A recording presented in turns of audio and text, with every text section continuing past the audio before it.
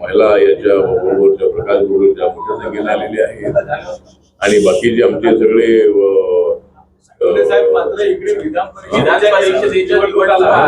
विधान परिषदेच्या निवडणुका आहेत. अर्ज भरण्यासाठी तारीख 30 एप्रिल शेवटची तारीख असणार आहे. कशा पद्धतीने बघता आहे? वारंवार मागणी होत होती. मी काल बारामतीला जाताना मुख्यमंत्र्यांच्या सोबतच मी गेलो होतो आणि मागे आम्हाला महापालिकेला एकही जागा जेवढ्याला मिळाली नाही.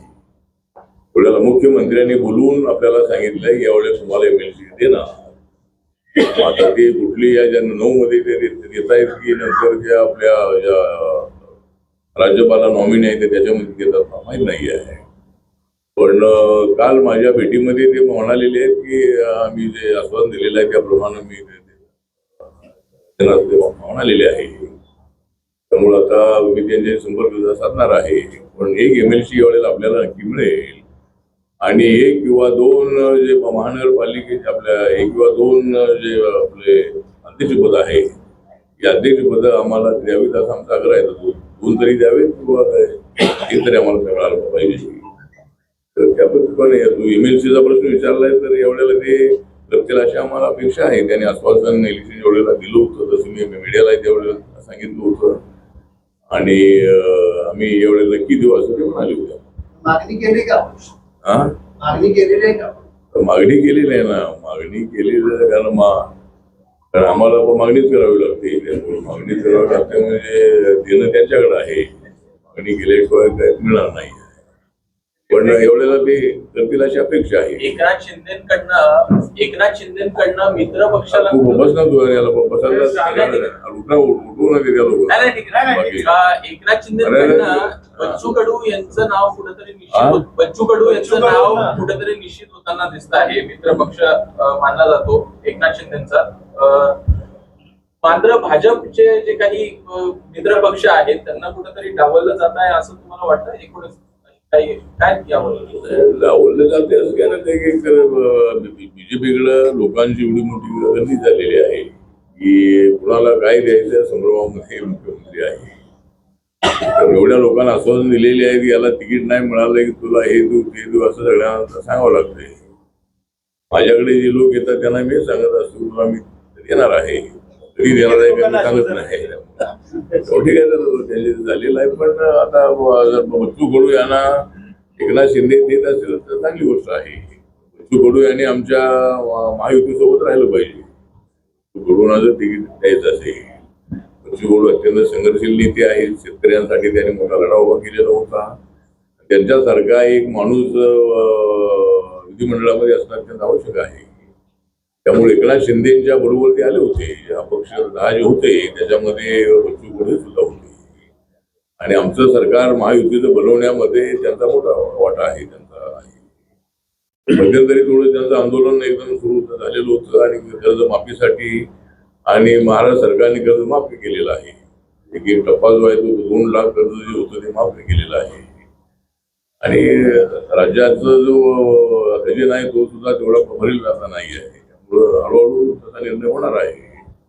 ठीक आहे. तर बच्चू कडूंना जर मिळत असेल तर त्यांचं अभिनंदन आहे. आठवले साहेब, सध्या मराठी आणि हिंदी भाषेत चालकांना मराठी येणं कंपल्सरी केलेलं पाहायला मिळते. त्यामुळे कसं बघताय सगळ्याकडे? त्याच्याबद्दल माझं म्हणणं असं आहे की मराठी कंपल्सरी करायला हरकत नाही आहे.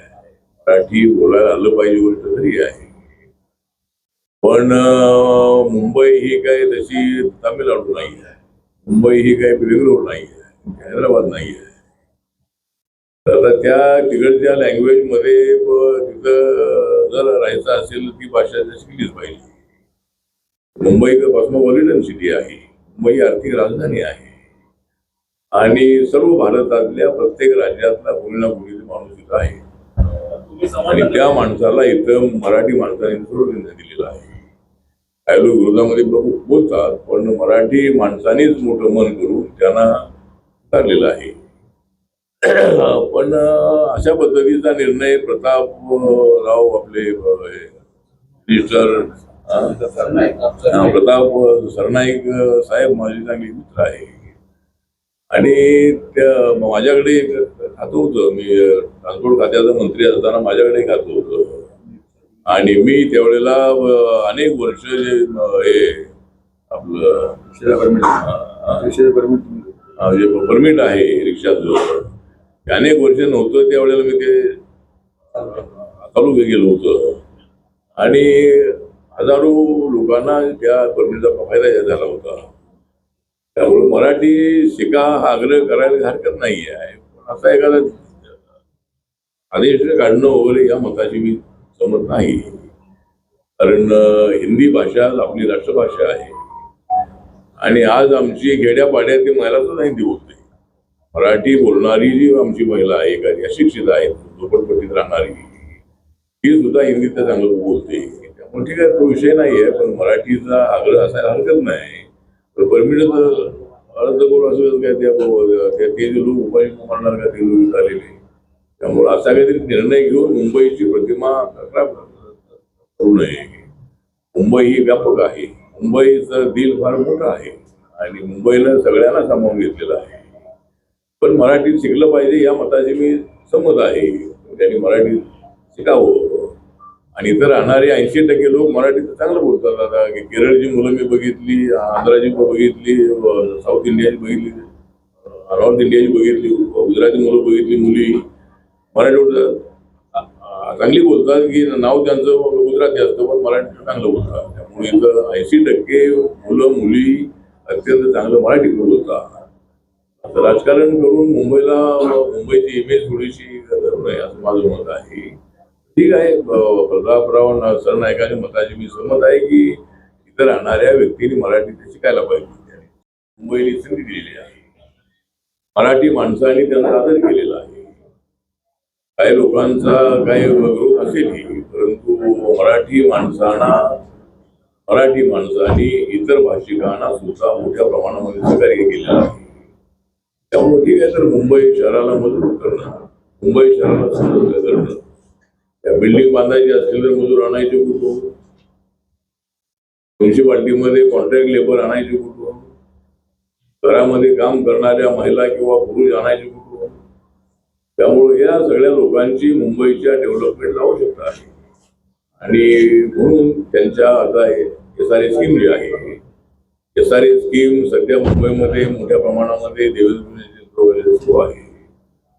आणि आज मी वर्तमानपत्रामध्ये वाचलं की मोतीलाल नगर जे आहे कोरेगावच्या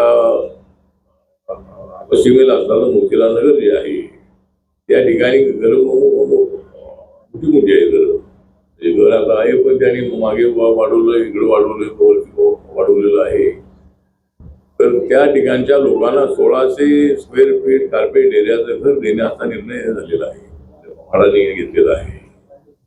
तर 1600 फुटाचं घर त्यांना कार्पेट एरियाचं मिळणार आहे. त्यामुळे मोतीलाल नगरचंही डेव्हलपमेंट चांगलं होणार आहे. अनेक झोपड्या ज्या आहेत त्या डेव्हलप होत आहे. त्याच्यामध्ये आमची मागणी अशी आहे की थोडं 300 फुटाच्या घराचं जे आहे त्याचं थोडं फूट वाढवू की 400-450 फुटाचं देता आलं तर त्याचा विचार थोडा राज्य सरकारने करावा. आम्ही मुख्यमंत्र्यांची बोललेलो आहे आणि बिल्डरला मात्र त्याच्यामध्ये अडचण नाही. 300 फुटाचं घर मिळतंय कार्पेट एरियाचं. त्याच्यामध्ये जे घर आहे त्याच्यामध्ये 300 फूट जे आहे ते बिल्डरला विकायला मिळतात. 400 किंवा 450 फूट घर जर या झोपडपट्टीला दिलं तर बिल्डरला तेवढं घर विकायला मिळणार आहे. बिल्डरला काय त्यामध्ये थोडा नाही आहे आणि महाराष्ट्र सरकारलाही आपल्या सरकारला त्यामध्ये पैसे मिळतात बिल्डरकडून. एक झोपडी एक स्लम डेव्हलप करत असताना काही रक्कम त्यांना राज्य सरकारला भरावी लागते. त्यामुळे ठीक आहे तर सरकारला काही त्यामध्ये अडचण नाही आहे. म्हणून ठीक आहे तर असे अनेक प्रश्न आहेत.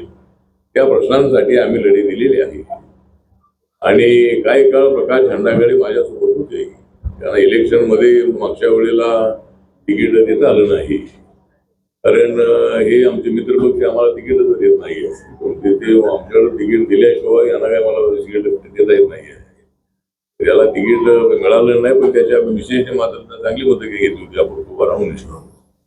ठीक आहे तर असे पण तो अत्यंत चांगला ऍक्टिव्ह कार्यकर्ता आहे, संघर्ष करणारा कार्यकर्ता आहे आणि म्हणून त्याचं या ठिकाणी स्वागत करतो की की अत्यंत चांगला निर्णय त्यांनी घेतलेला आहे आणि रिपब्लिकन पक्षाचं ऐक्य जे आहे ते ऐक्य उद्या झालं तर आनंदच आहे. पण ऐक्य होत नसेल तर छोट्या मोठ्या गटांनी आमच्या ग्रुपमध्ये यावं. कारण लवकरच या 2-3-4 वर्षाच्या अंतरामध्ये 2-3-4 वर्षामध्ये आपला रिपब्लिकन पक्ष राष्ट्रीय पक्ष म्हणून मान्यता मिळण्याची शक्यता आहे. आमच्या पक्षाला नागालँडमध्ये आपला पक्ष रेकग्नाइज आहे, मणिपूरमध्ये रेकग्नाइज आहे. गन्ना किसान हे सिम्बॉल आम्हाला मिळालेलं आहे, म्हणजे परवड नाही पण त्या 2 राज्यात मिळालेलं आहे. आणि आता 5 राज्याच्या निवडणुकांसाठी सुद्धा इलेक्शन कमिशननी आम्हाला गन्ना किसान हे सिम्बॉल दिलं होतं. तर आपल्याला लढायचं असेल तर आपण त्याला लढावे. आणि आम्ही आता या 5 राज्यामध्ये 18 ठिकाणी तामिळनाडूमध्ये आम्ही लढतो आहोत. 4 ठिकाणी आसाममध्ये आमचे उमेदवार आहे, 1 उमेदवार केरळमध्ये आहे.